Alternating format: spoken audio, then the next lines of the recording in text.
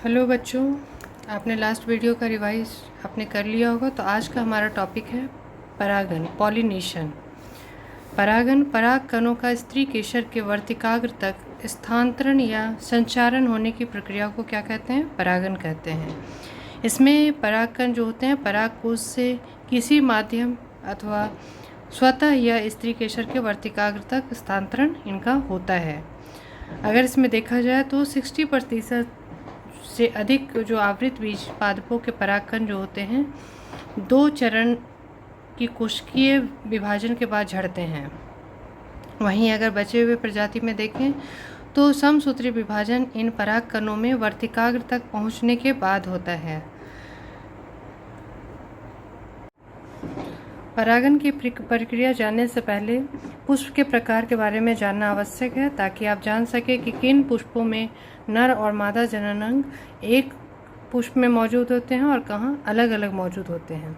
अगर देखें एक पुष्प में अगर नर और मादा एक ही पुष्प के अंदर मौजूद होते हैं तो ऐसे पुष्प को द्विलिंगी पुष्प कहा जाता है। और ये पुष्प होते हैं, इसके उदाहरण है सरसों और मटर के पुष्प में क्या होता है, एक ही पुष्प के अंदर नर और मादा मौजूद होते हैं। वहीं दूसरी ओर जो दूसरा पुष्प है उसमें एक पुष्प में मादा जननांग होगा और दूसरे में नर होगा। दोनों ही अलग अलग पुष्प में जब मौजूद होते हैं तो ऐसे पुष्प को एक लिंगी पुष्प कहा जाता है। इसका उदाहरण आपने देखा होगा, पपीता में क्या होता है कि मादा अलग पुष्प में मौजूद होती है और नर अलग पुष्प में मौजूद होता है। ऐसे पुष्प को कहा जाता है एक लिंगी पुष्प। वहीं अगर देखें तो इसके पुष्प के आधार पे पौधों को भी एक लिंगी पौधा और द्विलिंगी पौधा में बांटा गया है। अगर एक ही पौधे के एक ही पुष्प में नर और मादा पुष्प मौजूद होता है तो ऐसे पुष्प को द्विलिंगी पुष्प कहते हैं और ऐसे पौधे को भी द्विलिंगी पौधा कहते हैं। वहीं इस पौधे पे आप देख रहे हैं कि एक पुष्प में नर उपस्थित है तो दूसरे पुष्प में मादा उपस्थित है।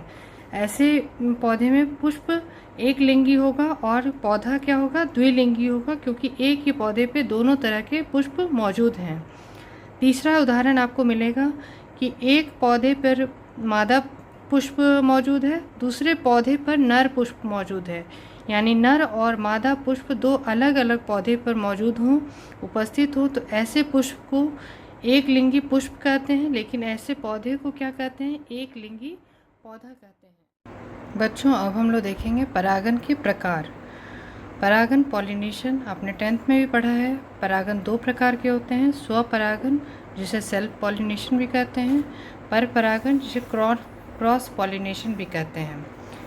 स्वपरागन 2 प्रकार के होते हैं, ऑटोगैमी और जिट्नोगैमी। ऑटोगैमी को स्वयुग्मन भी कहा जाता है।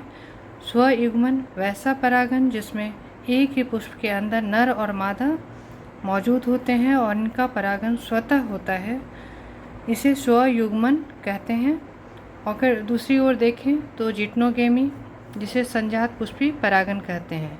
ऑटोगैमी का उदाहरण आप दे सकते हैं कनकोआ पौधा, सूर्यमुखी, सोयाबीन। इन सब पौधों में स्वयुग्मन होता है, ऑटोगैमी होता है। इसके एक ही पुष्प में नर और मादा दोनों ही मौजूद होते हैं और इनका परागन स्वतः होता है। जिट्नोगैमी संजात पुष्पी परागन, इसमें बच्चों एक ही पौधे पर 2 पुष्प होते हैं, एक पुष्प में नर अंग होता है, दूसरे में मादा अंग होता है और इसमें किसी माध्यम के द्वारा परागन की क्रिया संपन्न होती है। इसका उदाहरण आप दे सकते हैं पपीता और खीरा। आप देखेंगे कि नर पुष्प और मादा पुष्प इन दोनों पौधे में अलग अलग बनता है, लेकिन एक ही पौधे में नर और पुष्प और मादा पुष्प उपस्थित होते हैं। इसी के कारण यह स्वपरागन के अंतर्गत ही इसे रखा जाता है। किंतु इनमें परागन पर परागन की वजह से किसी कीट से हवा के द्वारा ही संभव हो पाता है। वहीं दूसरा देखते हैं कि पर परागन जिसे जीनोगैमी कहते हैं। इसमें पर परागन में माध्यम की आवश्यकता होती है। उसमें माध्यम हवा हो सकता है, जल हो सकता है, जंतु हो सकते हैं या फिर किसी मानव के द्वारा हो सकता है। इसमें 4 प्रकार है। जब परागन वायु के द्वारा होता है इसे एनिमोफिली कहते हैं। जल के द्वारा परागन होने पर यह हाइड्रोफिली कहलाता है। जंतु परागन को जूफिली कहते हैं और चौथा कृत्रिम परागण है। वायु परागण में हम इसका उदाहरण देख सकते हैं चीड़ और मक्का। मक्का में आपने देखा होगा कि जो इसके परागकण होते हैं वह पौधे के सबसे ऊपरी भाग में बिल्कुल हवा में झूलते हुए नजर आएंगे और उसके निचले भाग में मादा जनन पार्ट होता है और वही परागकण झड़ने के बाद हवा के द्वारा वो परागित होते हैं। वहीं जल परागण में देखेंगे कि इसका उदाहरण आपको हाइड्रिला, वेलेस्नेरिया और सीरोटोफिलम में मिलेगा। जंतु परागण में भी कई प्रकार होते हैं, जैसे कीट के द्वारा अगर परागण होता है तो उसे कीट परागण कहते हैं। पक्षी के द्वारा परागण होता है, चींटी के द्वारा परागण होता है, घोंघा के द्वारा परागण होता है, चमगादड़ के द्वारा होता है और हाथी के द्वारा होता है। इसमें कई जंतु हैं जो परागण में भाग लेते हैं और अलग अलग पौधे में परागण की प्रक्रिया को संपन्न करते हैं। कृत्रिम परागण में मानव द्वारा परागण की क्रिया संपन्न की जाती है और इसमें यह प्रयोगशाला में किया जाता है परागण, ताकि विशेष प्रकार का निषेचन हो और हमें मनचाहा परिणाम मिले।